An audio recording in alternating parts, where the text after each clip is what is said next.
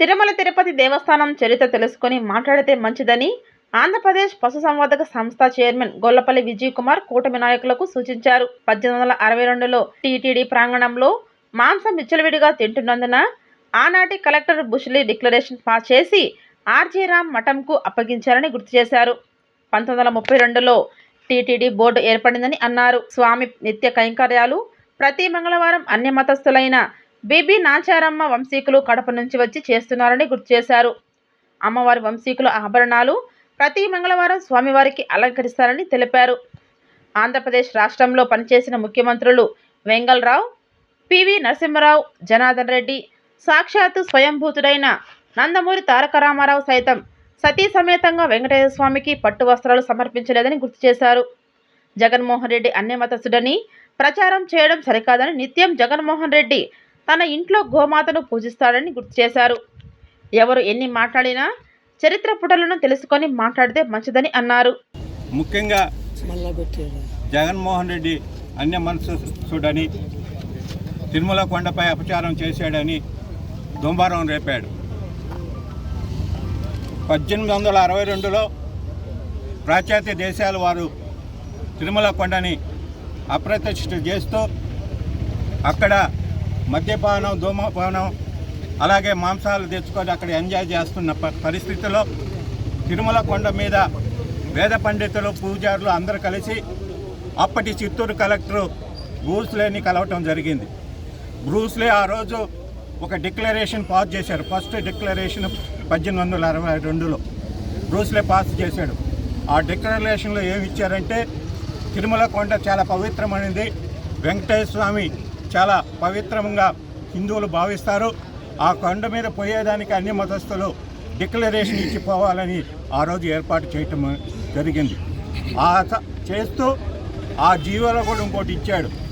ఇది ఆర్జీ రామ్ మఠానికి స్వాధీనం చేశాడు. ఎందుకంటే మఠం వాళ్ళు అయితే దేవస్థానాన్ని కాపాడతారని. తిరిగి మళ్ళా 1932లో తిరుమల తిరుపతి దేవస్థానం బోర్డుగా ఏర్పాటు చేయడం జరిగింది. డిక్లరేషను 2014లో అప్పటి ఈవో గారు రమణారావు ఉన్నారు. ఎవరైనా పోవచ్చు, వాళ్ళ ఛాయిస్, వాళ్ళు ఇష్టమైతే డిక్లరేషన్ ఇవ్వచ్చు, లేకుంటే ఇవ్వకూడదు. అసలు అన్ని మతస్థులు అని అంటున్నారు. స్వామి కైంకర్యాల్లో ప్రతిరోజు నిత్య కైంకర్యాల్లో ప్రతి మంగళవారం అన్ని మతస్థులు వారే ప్రార్థన చేస్తారు. కడప నుంచి బీబీ నాచారమ్మ తాలూకా వాళ్ళు ప్రతి మంగళవారంలో స్వామివారికి ముస్లింలు అందించే ఆభరణాలు ధరించి ఆ రోజు ప్రసాదాలు కూడా ముస్లింలే అందజేస్తారు. నేటికి కూడా ప్రతి మంగళవారం అన్ని మతస్థులైన ముస్లిమ్స్ వారే మంగళవారం వాళ్ళ కైంకర్యం ఉంది. ఉభయదాతులు వాళ్ళు మంగళవారం కనుక డిక్లరేషన్ అనేది వర్తించదు. జగన్మోహన్ రెడ్డి గారు కూటమి ప్రభుత్వం అంతకుముందు చంద్రబాబు ప్రభుత్వం ఉన్నప్పుడు విజయవాడలో 42 దేవస్థానాలు కొట్టేస్తే 300 దేవాలయాలని, హిందూ దేవాలయాన్ని ఏర్పాటు చేశారు. అలాగే ఎన్నో దేవస్థానంలో రాజశేఖర రెడ్డి గారు ఉన్నప్పుడు మాడవీధులు ఏర్పాటు చేశారు. అలాగే దళిత గోవిందం అనేది దళిత వాడలో కూడా స్వామివారిని తీసుకుపోయే విధంగా ఏర్పాటు చేశారు. అలాంటి వ్యక్తుల్ని అసలు తిరుమల కొండకి ముఖ్యమంత్రి సతీ సమేతంగా పోవటం లేదన్నారు. ఇప్పుడు వరకు ముఖ్యమంత్రులు ఎంతమంది సతీ సమేతంగా పోయారు? వెంగళరావు పోయాడా? పివి నరసింహరావు పోయాడా? జనార్దన్ రెడ్డి పోయారా? ఎవరు పాలాల? సాక్షాత్ స్వయంభూతుడైన ఎన్టీ రామారావు కూడా సతీ సమేతంగా పట్టు వస్త్రాలు సమర్పించింది లేదు.